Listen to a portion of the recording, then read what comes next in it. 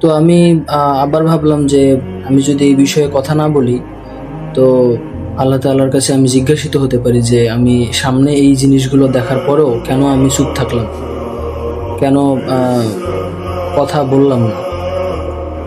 তো সাহস করে আমি তাকে বললাম।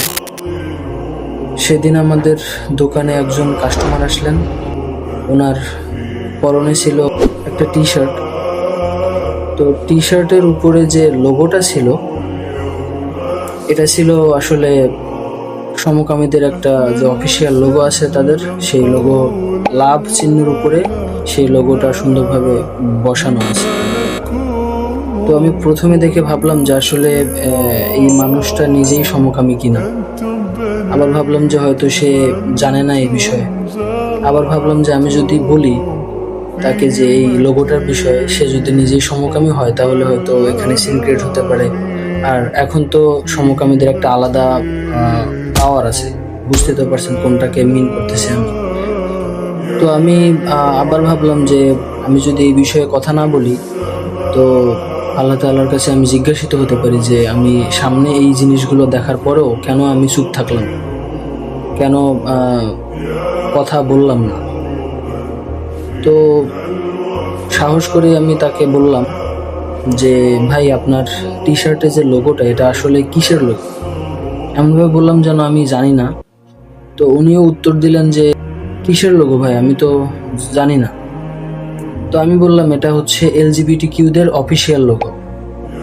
তো উনি বললেন, "ও আচ্ছা, সমকামীদের যে গ্রুপ, তাদের লোগো এটা?" আমি বললাম, "হ্যাঁ।"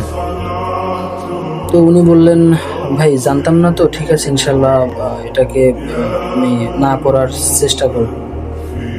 তো আমি ওনাকে আরেকটু বললাম যে, "ভাই, এটা আজকের পর থেকে আর পড়িয়েন না। কারণ আপনার বাসায় তো I hope বাচ্চা-কাচ্চা আছে বা তাদের আপনার ছোট ভাই ব্রাদার থাকতে পারে। তো তারা যখন আপনাকে এই টি-শার্ট বা এই লোগো সম্মিলিত টি-শার্ট গায়ে দেয়া দেখবে, তখন কিন্তু তারা এই বিষয়গুলোকে নরমালি নেবে।